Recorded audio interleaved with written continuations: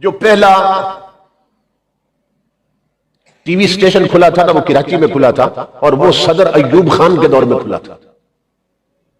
आपको historical fact बताऊं आपको कि हमें किस तरह बर्बाद किया गया। प्रोफेसर शमीम अख्तर उस वक्त अंदर उस अमले में मौजूद था। जो प्रोड्यूसर था वो एक बुखारी साहब थे।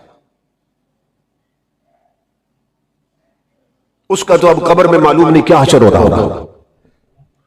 उसने उन सब अमले को इकट्ठा किया और उन्हें उसने ना खिताब किया।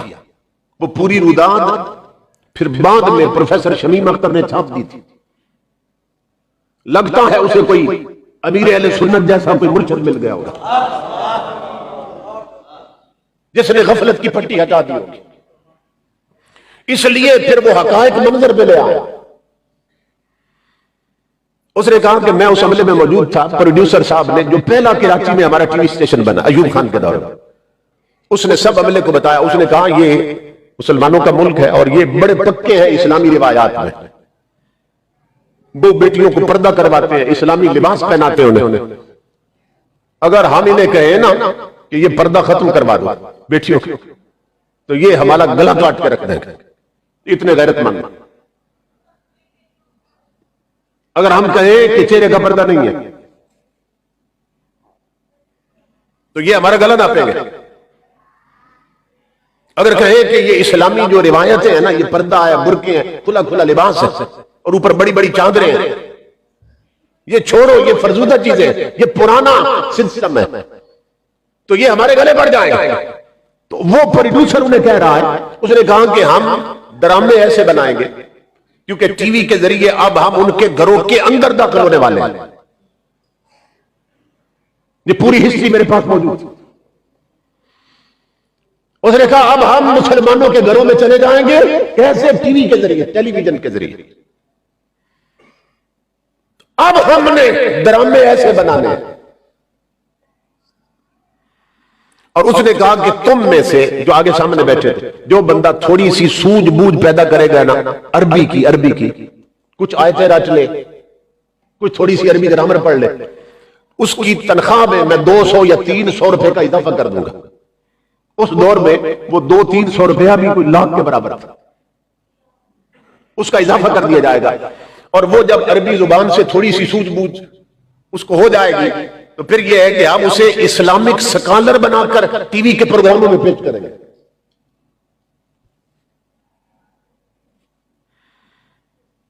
और घरों में जब उस इस्लामी स्कॉलर को दुनिया सुनेगी ना, अब पल्ले में इस्लाम की तो क्या है कोई नहीं, उसकी सिर्फ चंद आयतें रखी होगी और कुछ अरबी के लफ्ज बोलेगा, तो नई नस्ल ये समझेगी ये कोई इस्लामिक स्कॉलर है और उसके मुंह से ये बकवास निकलवाएंगे कि औरत के चेहरे का तो इस्लाम में पर्दे कोई नहीं है।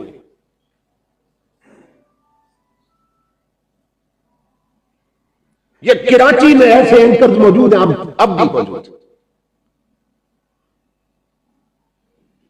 रमजान शरीफ में जवान लड़कियों को मेकअप करवाते सामने बिठाया होता है और इस्लामिक प्रोग्राम कर रहे होते हैं।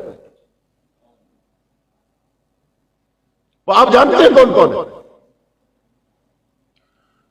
तो ये उस प्लानिंग का हिस्सा है। जब बुनियाद रखी जा रही थी तो उन्होंने कहा हम आलिम नहीं होंगे मगर उन्हें आलिम बना के पेश करेंगे।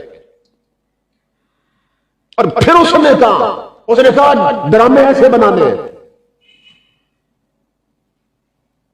ये पगड़ी, ये टोपी, ये दाढ़ी सुन्नत के मुताबिक, ये ढीला ढाला लिबास। उसने कहा ये मुसलमानों की पहचान है मोहम्मद अरबी के गुलामों को। उसने कहा तो हम ड्रामों में क्या दिखाएंगे कि चोरों और डाकुओं के जो किरदार होंगे ना उन्हें हम दाढ़ियां रखवाएंगे और पगड़ियां बांधेंगे, और जो पॉजिटिव कैरेक्टर होंगे, अच्छे किरदार ड्रामों में और फिल्मों में, वो हम क्लीन शेव लोग दिखाएंगे, पेंट कोट वाले, पेंट शर्ट वाले, टाई वाले, ताकि नई नस्ल के ज़हन में ये बात बैठ जाए कि पगड़ियों दाढ़ियों टोपियों वाले चोर होते हैं और डाकू होते हैं। और ये क्लीन शेव लोग, ये जिनकी शक्लें यहूदी और काफिरों जैसी हैं और उनके लिबास में बलबूस, भाई ये अच्छे होते हैं और ये शरीफ लोग होते हैं। अंजाम गुलामी क्या कहिए, बर्बादी सी बर्बादी है। जो दर्स है बता ने दिया वो दर्द पढ़ाना भूल गए। इबरत का मुरक्का ये पस्ती और काबिल हैरत ये मस्ती, औरों को जगाना याद रहा खुद होश में आना भूल गए। इसी तरह मीडिया के जरिए हमारे घरों से हमीयत और गैरत और शर्म हया को निकला गया। और कलंदर लाहौरी अल्लामा इकबाल ने बहुत पहले इस चीज को भौंक लिया था। इकबाल कहता है इन काफिरों की भलानंग ये है कि ये फाका काश जो मौत से डरता नहीं, जरा रूह मोहम्मद इसके बदन से निकाल लो। क्योंकि काफिर ये समझता है कि मुसलमान के बाद मुसलमान के पास सबसे बड़ी ताकत इश्क रसूल की ताकत है। रूह मोहम्मद से मुराद है इश्क मोहम्मद सल्लल्लाहु अलैहि वसल्लम।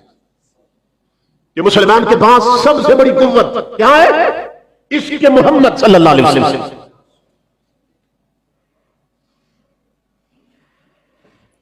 एक आशिक का मंदिर देखा कि नहीं देखा?